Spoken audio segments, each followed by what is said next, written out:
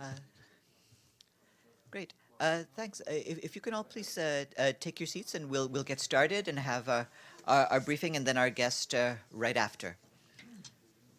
Thanks very much. Good afternoon, everyone. The Secretary General arrived in Tokyo on Wednesday night.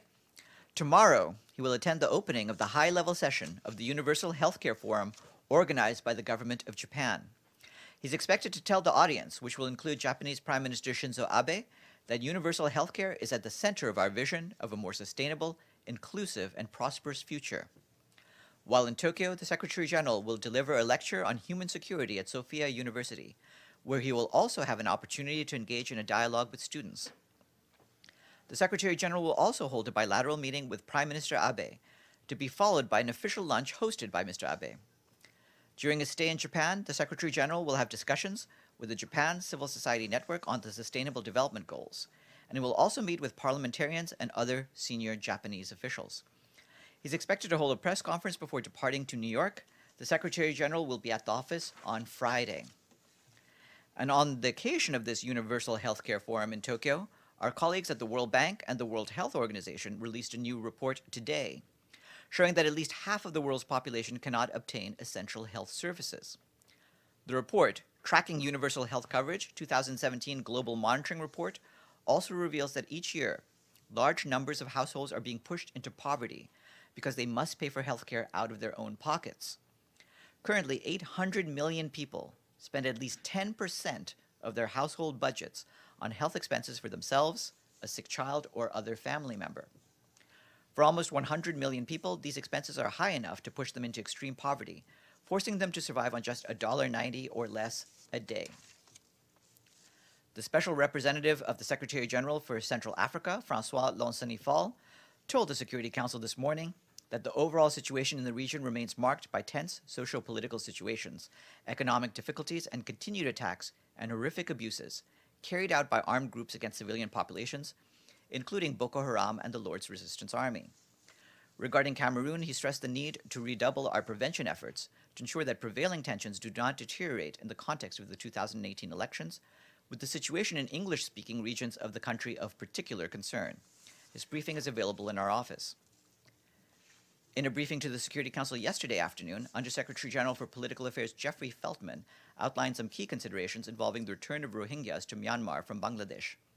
He said that returns must be supported by reconciliation efforts, and the time frame must allow for this and other measures to ensure that return is sustainable. Returns should be to the original place of residence or to a safe, secure place near to their destination of choice, as envisaged by the arrangement reached between the governments of Myanmar and Bangladesh. Mr. Feldman said that the reference to freedom of movement in the arrangement is positive, but the qualifier in conformity with existing laws and regulations, which are currently extremely restrictive, is a serious limitation. He added that eligibility criteria for return must be applied in the broadest possible manner, and he underscored the important role that the UN, through the UN Refugee Agency, can play in all aspects of return operation. The humanitarian community in South Sudan launched today an appeal for $1.72 billion to provide critical and life-saving assistance in 2018 to 6 million people affected by conflict, displacement, hunger, and a deteriorating economy. Since the conflict in South Sudan began in December 2013, about 4 million people have been forced to flee their homes, including nearly 1.9 million people who have been internally displaced and more than 2 million people who have fled as refugees to neighboring countries. As the conflict continues, rates of hunger and malnutrition have risen, and food security partners report the risk of famine as significant for thousands of people in multiple areas if early actions are not taken.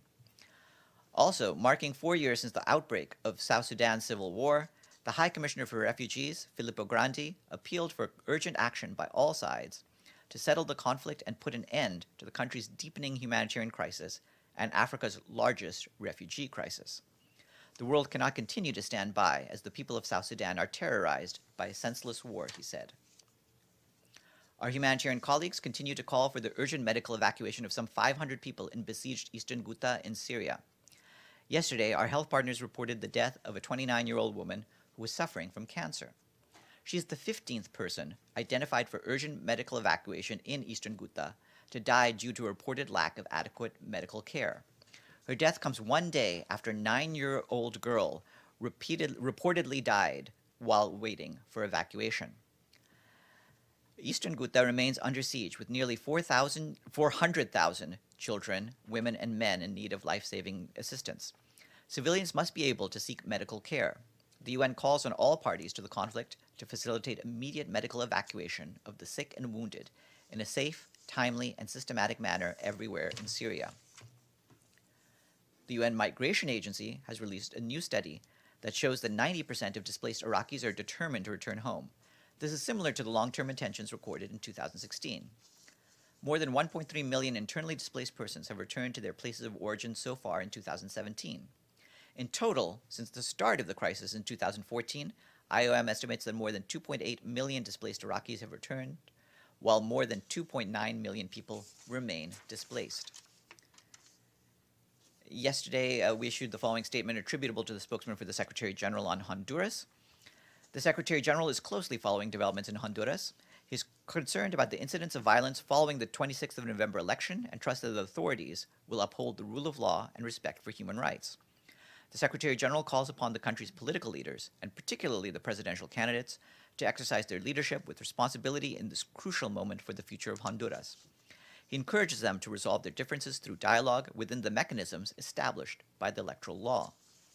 The Secretary General also calls on all Hondurans to exercise restraint and maintain the commendable civic spirit demonstrated with their participation in the elections. The Secretary General expresses appreciation for the efforts of international observers and others supporting the process. Our colleagues at UNICEF warned today that 3 months after Hurricanes Irma and Maria barreled through the Caribbean, 350,000 children remain in need of support across the region. In Dominica, over 35% of children, particularly those living in shelters, are yet to be enrolled in education activities. And in Antigua and Barbuda, many children and families remain in shelters and are unable to return home. Working in collaboration with governments and NGO partners, UNICEF has been providing not only immediate humanitarian relief to the affected populations, but also working to ensure longer-term recovery and resilience. More details on this are available online. A new report released today by our colleagues from the International Telecommunications Union and the UN University says that electronic waste rose by 8% in just 2 years. Meanwhile, only 20% of this waste is being recycled. The report shows that a staggering 44.7 million metric tons of e-waste were generated in 2016, up from 3.3 million metric tons in 2014. This is equal in weight to almost 9 Great Pyramids of Giza or 4,500 Eiffel Towers. Experts foresee a further 17% increase to 52.2 million metric tons of e-waste by 2021, the fastest growing part of the world's domestic waste stream. The full report is available online. And UNICEF is announcing today that funding for its Vaccine Independence Initiative, a mechanism to help countries secure a sustainable supply of life-saving vaccines, has more than doubled in the past year, increasing from $15 million to $35 million. Over 60 low-income countries currently benefit from Gavi support to purchase life-saving vaccines. As countries' economies grow and transition away from Gavi support, the Vaccine Independence Initiative gives them access to short-term bridge loans so they can purchase vaccines while waiting for the release of national budget funds. Since 2016, the Vaccine Independence Initiative has helped provide an estimated 91 million doses to children in 23 countries, faster than would otherwise have been possible. And in a short while, I will be joined by Gordon Brown, the UN Special Envoy for Global Education. He's here to brief you on urgent funding needs for children trapped in humanitarian crises, as well as the results of the Education Cannot Wait Fund. And tomorrow at 12:30 p.m., there will be a briefing by Ambassador Olaf Skog of Sweden, chair of the Security Council Children and Armed Conflict Working Group. He will brief you on his recent trip to Sudan and also on achievements made this year. Before we get to our guest, are there any questions? Yes, Mr. Abadi. Thank you, Farhan. As you know, at the extraordinary summit meeting of the Organization of Islamic Conference yesterday in Istanbul, the Palestinian authorities said that they will no longer recognize the U.S. role in the search for peace between the Palestinians and the Israelis. What are the implications of that decision in regard to the structure and role of the quartet? Well, the United States remains one of the partners in the quartet, and the quartet will remain involved in the search for a solution, a two-state solution in the Middle East. What our concern is we want to make sure that the parties themselves are willing to hold talks with each other. And in line with that, the United Nations, both in its independent role and through the quartet, will work to do what it can to bring the Israelis and Palestinians back to the table for talks. Yes. You mentioned emergency evacuations being denied in GHOUTA, was it? Yes. Now, there's only one good hospital where you would evacuate people to, that is in Damascus or in that area. So is Damascus denying the evacuation? If so, why not say so? And if someone else is denying it, why not say? Nobody can write a story on this. Well, we've made clear our concerns that the government authorities have been preventing travel. As you know, Eastern Ghouta is in the suburbs of Damascus, and so some of the nearest hospitals are a short while away if we could get the access. And we have said that both on the ground in Syria and here in the past. So the access is being denied by Damascus. Yes, I mean, obviously we've had the problems with a number of parties, but in this case, in the case of Eastern Ghouta, our main concern is to make sure that the government allows us to have the access to bring people to the nearby hospitals. Yes, in the back. Are you done? Okay, then you. Sure. I wanted to ask you about Cameroon. Just generally, can we get Mr. Francois Fall to have a stakeout or some kind of media availability? He came out of the council just now and ran by. He didn't answer a question on Patrice Nganong, and nor did he answer about, basically his briefing seems to conclude with the death of security officers, which has taken place, but absolutely nothing on the death of civilians. So I wanted to know, can you give a little bit more flavor beyond the paragraph in his open briefing, and will he make himself available at a stakeout or in some other way while he's in New York? And finally, there's a photo of Antonio Guterres with Paul Biya, I guess on the steps of the Élysée Palace. Do you have any readouts of any of his meetings at that One Planet Summit? No, he did not have a meeting with President Biya, nor was one scheduled. I believe he met with Mayor Mike Bloomberg, of the former mayor of New York City, to discuss climate change issues. We don't have any extensive readouts because there wasn't a large number of meetings with heads of state or government. And regarding Mr. Fall, of course, it's his determination whether he wants to do a press availability, but we've raised that before. I guess can you then ask him whether he raised in the consultations anything to do with press freedom in Cameroon? Because one of the participants in the consultation said basically that he didn't. It's not in his briefing, and obviously there are not just the one that I've asked about. Journalists detained, still restrictions on the internet, and it's nowhere in his briefing. So is there something outside of the Security Council process that he's doing, or is he doing nothing on that? Well, he's in touch with the member states bilaterally as well as through the council. But regarding the public record, we provided the actual remarks that he delivered in the Security Council. Yes. Yeah, just to follow up on Mr. Abadi's question. If I'm not mistaken, if I understood you correctly, you said it's up to the parties to choose who will be the peace broker, but it seems that one of the parties, at least the Palestinians, but also the 57 countries of the OIC, now rejects the U.S. as a peace broker. So what do you think is the way forward now? Well, like I said, for us, the focus has been and continues to be on making sure that the parties engage in talks with each other. The United Nations has offered its own role and expertise as a broker for peace in this process, and we've done this many times in the past, and we're willing to play out our part to make sure that the parties can engage in talks with each other. Follow up on that, on the OIC conference also, summit also announced that they will recognize Jerusalem East as the capital of Palestine. Do you have anything to say about that? You know where we stand on the question of Jerusalem as something that needs to be resolved through the final status negotiations. Ibtisam, did you have a question or have you? Okay. Hi, Farhan, thanks. Do you have any updates on humanitarian help and on Yemen? For today, let's see. 1 second.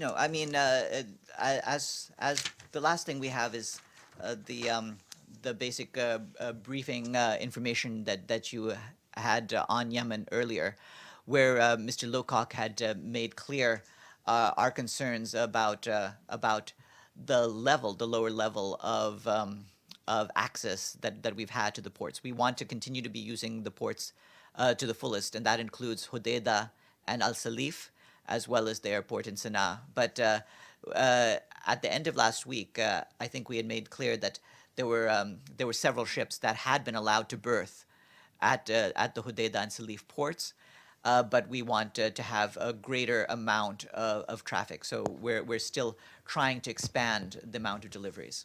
So just a follow-up to understand. So you still don't have a fully access, and are you in contact with somebody from the coalition to try to, I mean, are you still getting, they are still refusing to give you a full access to deliver humanitarian aid? We're working with the coalition authorities to get more access. It has begun, and we're getting some access. So there are ships coming in, and there have been ships that have been able to offload their cargoes. But at the same time, we want a greater pace of deliveries in order that roughly 7 million hungry people can have their needs tended to. Yes, please. Thank you, Farhan. Today actually is the National Memory Day for the Nanjing Massacre victims. In 1937, around 300,000 people have been killed by the Japanese invaders on December 13th. So would you like to make comments on this? Thank you. I don't have any particular comment to make on this. Obviously, we mourn all those who have died in past wars and conflicts. As you know, the Secretary General is himself in Japan, and he will be making remarks over the course of his trip while he's there. Yes. Sure. I want to ask about China Energy Fund Committee, Burundi, and the budget. On China Energy Fund Committee, you'd said on Monday that DESA had gone forward on November 21st with $1 million because they hadn't yet read closely. At least I took that to you. That's not what they hadn't yet digested the indictment. What changed then? We'll go back to that. What I said is that the invitation and the event had been organized well before the indictment. But I said, why then thereafter they decided to suspend their business with this company that's in the indictment for bribery? So I said, what changed in terms of the UN's knowledge of the company between November 21st and the date at which DESA stopped doing business with them? They reviewed their dealings with the organization, and they came to that decision. Okay, so if DESA reached that conclusion, I'm wondering why the UN Global Compact, which one would actually think has a higher standard, since it's the vehicle for companies to espouse human rights and anti-corruption, why the 100% funder of the NGO and the beneficiary of the alleged bribing scheme is still a member of the UN Global Compact. Can you explain what standards are being applied by the Global Compact? That is a matter for them to review. If they come to a decision to make a change, they'll make that change. But how is it just the director? Who makes the determination? No, the Global Compact reviews all this. It has its own secretariat. Okay. And the other thing is that I'm sure you've seen there's stories and I'm sure you're aware that in the Budget Committee proposals have been made for more substantial cuts than the Secretary General has proposed. He's proposed $200 million. There's a proposal for an additional $250 million in cuts. And I wanted to ask you about part of it. I've heard from Budget Committee official is the regional commissions to face it, as well as special political missions, DPI. And I wanted to know, number one, are there contingency plans to implement it? Do you have any response to this desire for cuts? And Ms. Barcena, who I know is the head of a regional commission, is this? I'd asked Stefan, I think, what she was, sitting behind the Secretary General in the presentation to the Budget Committee. Is this her role? What is the response to the desire to cut these regional commissions? Can you justify their current budget? Regarding this, this is a matter that's up for discussions among the member states, and we'll let the member states discuss amongst themselves how to proceed forward with a budget. And so the matter is in their hands, and we're not going to comment while they're dealing with it. Yes, one more question, and then we'll go to our guest. Back to Jerusalem. In light of the past days' developments and today's, did the Secretary General or does he intend to make any contacts with the parties? And second, does he intend to make any concrete steps in order to revive the peace process, the negotiations process, other than calling on the parties to resume negotiations? Well, you heard what Mr. Mladenov, Nikolai Mladenov, said in his briefing to the council last Friday. That's where we stand for now. If there's any new initiatives down the line, we'll let you know at that point. But the sort of state of play that we've had have been expressed both in the statements by the Secretary General and by Mr. Mladenov. And with that, let us go to Gordon Brown.